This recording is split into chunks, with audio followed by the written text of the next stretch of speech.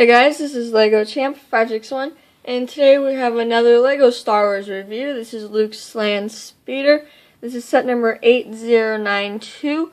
It has 163 pieces and is for ages 7 to 12.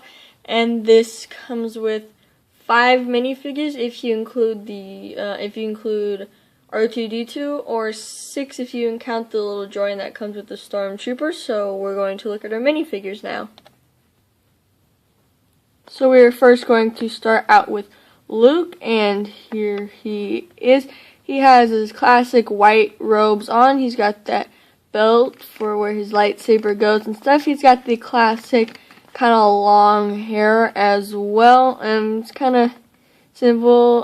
It's kind of just what he basically wears throughout most of the fourth episode, I believe. So yeah, there is our Luke minifigure. So here is Obi-Wan. I do like this minifigure. I think he looks very cool. He's got the short gray hair. He also has a gray beard, and then his classic Jedi robes. And then he has no back printing, but I still think he's probably my favorite minifigure from this set. So now we're going to look at C-3PO. Here he is in his gold and shiny self. This is kind of like one of the older designs of him. The newer ones have a little bit more detail on him, but our C-3PO have stayed kind of the same for a while. It's just maybe the color, and now the detail is finally changing on him. But I think this is another just easy way to get the droids, because they're kind of the classic thing from the movies. And next we have R2D2. Now R2D2 is my favorite droid in the Lego and Star Wars, just because he's got a lot of cool detail on him, and in the movies, I think they kind of had him as kind of like the funny character. Even though he didn't really talk, the sounds and the way he made the sounds was kind of good. He's got the classic kind of look to him. He's never really changed at all. But I still think he looks pretty cool, and it is just a cool, different way to have a minifigure. So next here we have a Stormtrooper. Usually you don't get a lot of Stormtroopers, but it is good if you do want to make a Stormtrooper army. I think maybe once in my life I would not mind doing that, because I think it seems pretty cool. But he's just got the classic one. He's kind of like the sand one. He's got the flap over his shoulder. He's got a kind of control back. In the back, he also comes with a gun, just in case.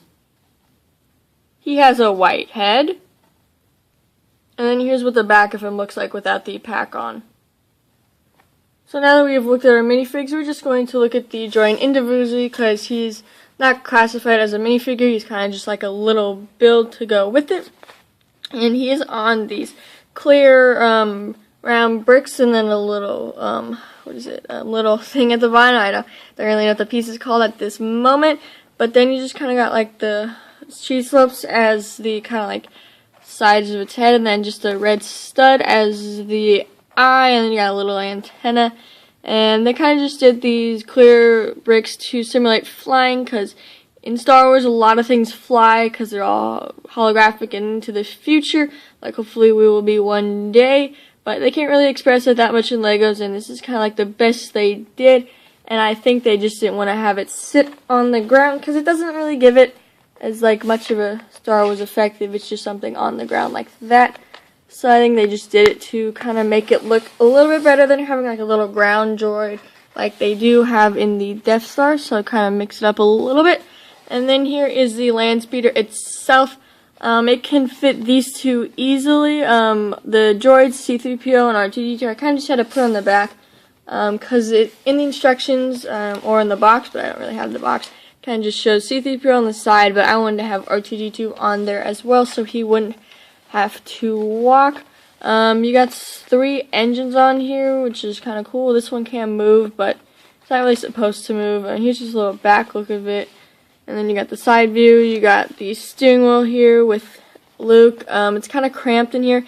It is kind of hard to get their chairs to sit down, because they kind of need a little bit more than 2 studs. That's why I kind of pushed Obi-Wan's up a little bit so he doesn't, like, his chair's not as loose as Luke's, because the chair has a little curve to it, so that's why it can't fit directly on top of another brick. But we're just going to remove these guys right now. We're just going to put them on the floor for a second, and then as you can see, you got this little engine here, and then you just lift this part up, and it is connected by these two studs, and then you just have the parts for the lightsaber, and on the back you got some nice pieces to hold the bricks together, and then you just put their lightsabers together, and then this is where their lightsabers go, so they don't have to carry it. At all times you get two blue lightsabers, so you can have kind of a, you can have like some lightsabers in here, because I know it's kind of easy to lose these. I know that a lot of these Star Wars that I have from a long time ago, I don't really have any lightsabers because they're kind of gone. And yeah, also it's cool to just get every different lightsaber color, because there's like, you got blue, green, purple, and then red. So it is always nice to get lightsabers, and also you don't really have to keep them in there because no one really knows they're in there unless you someone else has this set, so you don't really have to keep them in there. You can use them for other things. So hopefully you guys enjoyed this Star Wars review. I do like this set. I think it is very cool because this is from the, what is it, 4th Star Wars movie, and I do like kind of like the desert scene and like all the vehicles and stuff there. So I think this is kind of cool, and I think it makes for a great set. So hopefully you guys enjoyed this review, and I will see you all later.